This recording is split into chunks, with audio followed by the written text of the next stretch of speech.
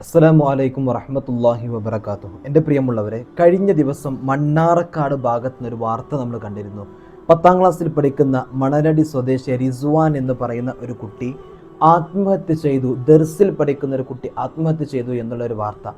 മാത്രമല്ല, അതിൻ്റെ ആ ഒരു വാർത്തയ്ക്ക് കമൻറ്റുകളായിട്ട് ഞാൻ സത്യം പറഞ്ഞാൽ കണ്ണ് നിറഞ്ഞു പോകുന്ന രീതിയിൽ ഇസ്ലാമിന് അത്രത്തോളം ദർസ് ഒരു സംവിധാനത്തെ, ഇസ്ലാമിക മത പഠനശാലയെ, ഉസ്താദന്മാരെ വളരെയധികം മോശമാക്കുന്ന രീതിയിലുള്ള ഒരുപാട് കമൻറ്റുകൾ ആ വാർത്തക്ക് താഴത്ത് കാണാൻ കഴിഞ്ഞു. കണ്ടപ്പോൾ കേട്ടപ്പോൾ വളരെ സങ്കടം തോന്നിയ ഒരു കാര്യമായിരുന്നു. ഉസ്താദന്മാർ അങ്ങനെ തന്നെ ആയിരിക്കും, ആ ദർസിൽ അത്രക്ക് പീഡനങ്ങളാണ് നടക്കുന്നത്, ദർസുകളിൽ അത്രത്തോളം മോശപ്പെട്ട പ്രവണതകളാണ് നടക്കുന്നത് എന്ന് പറഞ്ഞ് എന്നും ഇസ്ലാമിനെ കരിവാരിത്തേക്കുന്ന ചില ആളുകൾ, സംഘപരിവാറിൻ്റെ ആളുകൾ, അതുപോലെ തന്നെ നിരീശ്വരവാദവുമായി കടന്നു വന്ന് ഇസ്ലാമിൻ്റെ ആശയാദർശങ്ങളെ എന്നും വിമർശിക്കുന്ന ആളുകൾ, ഇവരൊക്കെ അതിൻ്റെ താഴത്ത് വന്ന് കമൻ്റ് ഇടുന്നതായിട്ട് കാണാൻ സാധിച്ചു. എന്നാൽ പല ചാനലുകളും, നമ്മുടെയൊക്കെ പ്രധാനപ്പെട്ട കേരളത്തിൽ അറിയപ്പെട്ട റിപ്പോർട്ട് ചാനൽ അടക്കമുള്ള ഒരുപാട് ചാനലുകൾ ബെൽറ്റിൽ ആ കുട്ടി തൂങ്ങി ആത്മഹത്യ ചെയ്യുകയായിരുന്നു, ബാത്റൂമിൽ തൂങ്ങി ആത്മഹത്യ ചെയ്യുകയായിരുന്നു എന്നുള്ള വാർത്ത വരെ എൻ്റെ പ്രിയമുള്ളവരെ പുറത്തു കാണാനിടയായി. ഇത് കണ്ടപ്പോൾ ഇതിൻ്റെ സത്യാവസ്ഥ അറിയാൻ വല്ലാത്തൊരു താല്പര്യം. സത്യം പറഞ്ഞാൽ ഇത് അന്വേഷിച്ച് നോക്കുമ്പോൾ ആ കുട്ടി സ്കൂൾ വിട്ട് തൻ്റെ കൂട്ടുകാരുടെ കയ്യിൽ ബാഗ് കൊടുത്ത് ആ കുട്ടി ബാത്റൂമിലേക്ക് പോയി. ബാത്റൂമിൽ ഇരിക്കണമെങ്കിൽ നമുക്കറിയാലോ, പാൻ്റ് അയക്കണം. ആ കുട്ടി ബെൽറ്റ് എടുത്ത് തോളിലേക്ക് ഇട്ടു. പക്ഷെ ആ കുട്ടി അങ്ങനെ പെട്ടെന്നൊരു മരണം സംഭവിച്ചതാണ്, അല്ലാതെ ആത്മഹത്യ ചെയ്തതല്ല. കുട്ടി ഒരിക്കലും ഒരു വിഷമത്തിലുള്ള കുട്ടിയല്ല. അങ്ങനെയാണ് പോസ്റ്റ്മോർട്ടം റിപ്പോർട്ട് വരെ.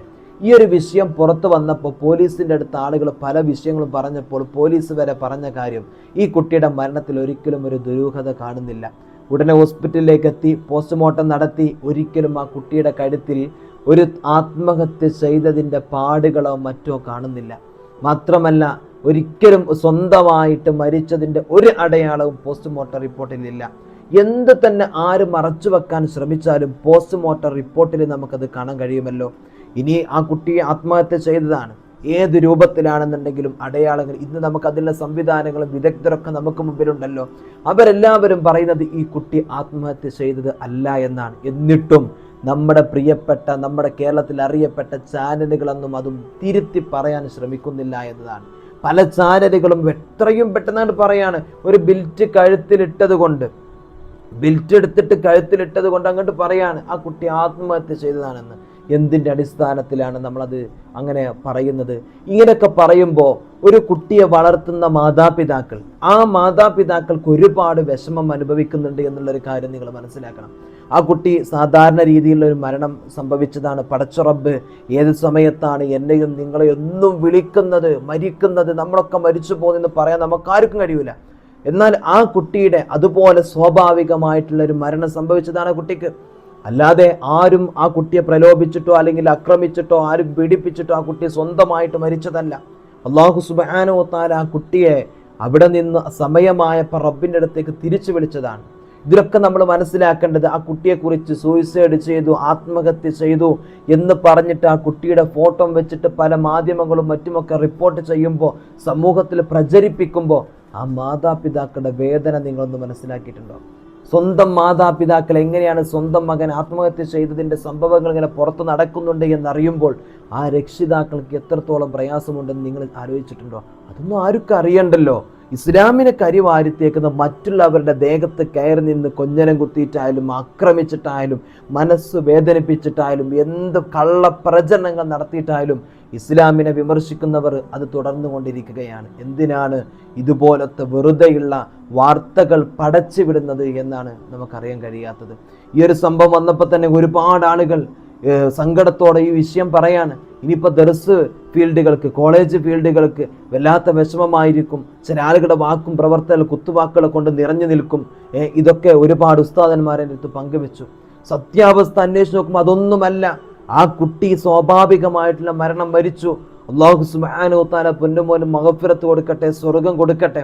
അല്ലാഹു സുബ്ഹാനഹു വ തആല ആ പൊന്നുമോന് നാളെ സ്വർഗത്തിൽ വെച്ച് മാതാപിതാക്കൾക്ക് കണ്ടുമുട്ടാനുള്ള തൗഫീഖ് അല്ലാഹു തആല കൊടുക്കട്ടെ. അല്ലാഹു തആല അങ്ങനെ പെട്ടെന്നുള്ള മരണങ്ങൾ നമ്മുടെ മക്കളൊക്കെ അല്ലാഹു തആല കാത്തിരക്ഷിക്കട്ടെ. വളരെ ആത്മാർത്ഥമായിട്ട് സ്നേഹിച്ചുകൊണ്ട് താലോലിച്ചുകൊണ്ട് റബ്ബിൻ്റെ ദീന് പഠിക്കാൻ വേണ്ടി പറഞ്ഞു വിട്ട പൊന്നുമോനാണ്. ആ മാതാപിതാക്കളുടെ അവസ്ഥ നിങ്ങളൊന്ന് ആലോചിച്ച് നോക്കൂ. എന്നിട്ട് അതിൻ്റെ കൂടെ ഇങ്ങനത്തെ ഒരു വാർത്തയും കൂടെ നമ്മൾ പുറത്ത് പടച്ചു വിടുമ്പോൾ എത്രത്തോളം വിഷമം ആ ഒരു വിഷയത്തിലുണ്ട്. ഇന്ന് നമ്മുടെ ചാനലുകളൊക്കെ അതിനെ തിരുത്തി പറയാൻ തയ്യാറായിട്ടില്ലെങ്കിൽ ഒന്ന് ആലോചിച്ച് നോക്കൂ നിങ്ങൾ. സമൂഹത്തിൻ്റെ മുമ്പിൽ ചാനലുകൾ ഇങ്ങനെ കള്ളപ്രചരണം നടത്തുമ്പോൾ അത് വല്ലാത്ത വേദനയാണ്, വല്ലാത്ത സങ്കടങ്ങളാണ്.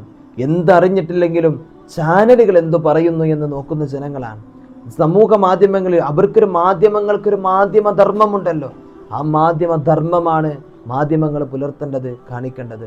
ആ നീതി കാണിച്ചിട്ടില്ലെങ്കിൽ സമൂഹത്തിൽ കള്ളപ്രചരണങ്ങൾ നടത്തും, സമൂഹത്തിൻ്റെ മുമ്പിൽ അടിയും പിടിയും ഉണ്ടാക്കും. ഇത് പ്രചരിപ്പിക്കുന്ന ആളുകൾക്കൊക്കെ വേണ്ടത് ഇസ്ലാമും മറ്റു മതസ്ഥരും കൂട്ടായ്മകളൊക്കെ തല്ലിപ്പിരിയണം. സമൂഹത്തിൽ നമ്മുടെ ഈ കേരളത്തിൻ്റെ, ഇന്ത്യയുടെ ഈ സാഹോദര്യം തകരണം.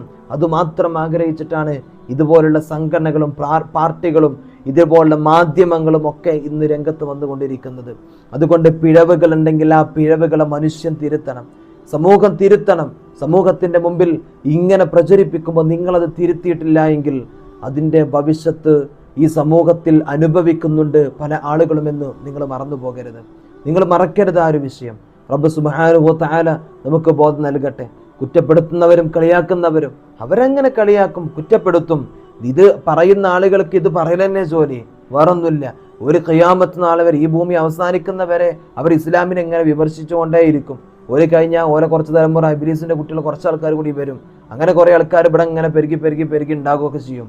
പക്ഷേ എന്നും ദീനും ഈ സാഹോദര്യവും സമത്വവും മുറുകെ പിടിച്ച് ഇത് തകരാതെ കൊണ്ടു നടക്കുന്ന ഒരു സമൂഹം അതും അവസാനം വരെ ഉണ്ടാകും എന്നുള്ള ഒരു ബോധം നമുക്കുണ്ടാകട്ടെ, നിങ്ങൾക്കുണ്ടാകട്ടെ. അള്ളാഹു നമുക്ക് തൗഫീഖ് നൽകട്ടെ. അസ്സലാമു അലൈക്കും വറഹ്മത്തുള്ളാഹി.